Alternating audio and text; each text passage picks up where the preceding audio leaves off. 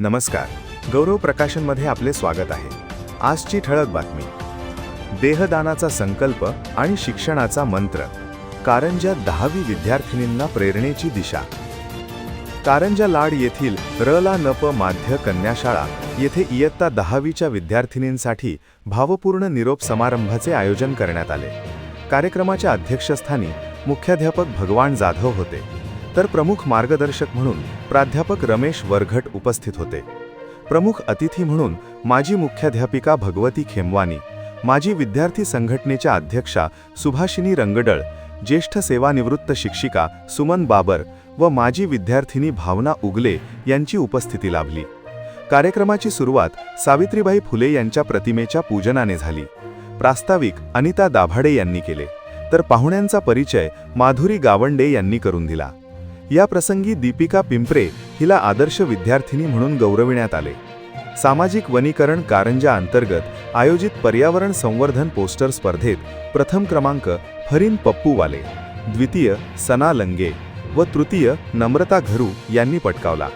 प्रकल्प निर्मिती स्पर्धेत प्रथम प्राची ढेमवाल, द्वितीय अनु काळे व तृतीय दिव्या काळे यांना मान्यवरांच्या हस्ते पारितोषिके प्रदान करण्यात आली. कार्यक्रमाचे प्रमुख मार्गदर्शक प्राध्यापक रमेश वरघट यांनी नुकताच देहदानाचा धाडसी निर्णय घेतल्याबद्दल त्यांचा शाळेच्या वतीने सत्कार करण्यात आला. मृत्यूनंतरही एखाद्याला जीवनदान मिळावे या उदात्त हेतूने घेतलेल्या या निर्णयाचे सर्वत्र कौतुक करण्यात आले. त्यांनी आपल्या मार्गदर्शनात देहदान हेच महादान ही स्वरचित कविता सादर केली. तसेच अंधश्रद्धा निर्मूलन, बुद्धिप्रामाण्यवाद आणि शिक्षणाचे महत्त्व या विषयांवर प्रेरणादायी विचार मांडले. शिक्षणाशिवाय पर्याय नाही आणि विद्यार्थी दशेत कष्ट केल्याशिवाय यश नाही असा मोलाचा संदेश त्यांनी दिला. अध्यक्षीय भाषणात मुख्याध्यापक भगवान जाधव यांनी विद्यार्थिनींना भयमुक्त वातावरणात परीक्षेला सामोरे जाण्याचे आवाहन केले व पुढील शिक्षणासाठी प्रयत्नशील राहण्याचा सल्ला दिला. उपस्थित मान्यवरांनीही विद्यार्थिनींना उज्ज्वल भविष्यासाठी शुभेच्छा दिल्या. शिक्षक माधवी बायस्कर, वंदना कांबळे, ज्योत्स्ना राऊत, वैशाली चव्हाण, दर्शन जनबंधू व आशिष बनारसे यांनी परीक्षेच्या शुभेच्छा दिल्या. किसन आडे यांनी आई या कवितेच्या सादरीकरणातून भावनिक वातावरण निर्माण केले. कार्यक्रमाचे संचालन कांता बंड यांनी केले, तर आभार प्रदर्शन अन्नपूर्णा भेंडकर यांनी मानले. कार्यक्रमाच्या यशस्वीतेसाठी प्रदीप कोकाटे व अनिल मैम यांनी मोलाचे योगदान दिले. शाळेतील सर्व शिक्षक व मोठ्या संख्येने विद्यार्थिनी उपस्थित होत्या. 10वीच्या विद्यार्थिनींच्या आयुष्यातील हा महत्त्वाचा टप्पा प्रेरणा, भावना आणि नव्या स्वप्नांनी उजळून निघाला.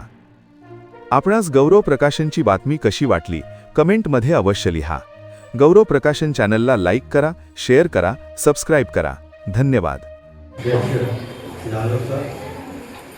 मंचावर उपस्थित रंगा मॅडम, हेमाली मॅडम, सोने मॅडम आणि या शाळेची माजी विद्यार्थिनी भावना योगे, या कार्यक्रमाला उपस्थित या शाळेचे सर्व शिक्षक बंधू आणि भगिनी, या कार्यक्रमाला उपस्थित सर्व विद्यार्थिनी, सर्वांना पहिल्यांदा या कार्यक्रमाच्या हार्दिक शुभेच्छा. विशेषतः 10वीच्या मुलींना, तुम्ही आज जो मला या शाळेत बोलावून माझा सत्कार केला, मला सन्मान दिला, त्याबद्दल मी सर्वांचा मनपूर्वक आभारी आहे. खरं म्हणजे हा माझा निर्णय जो होता हा 10-12 वर्षाच्या अगोदरच मी कवितेच्या रूपानं लिहिला होता. मी ती कविता तुम्हाला वाचून दाखवतो.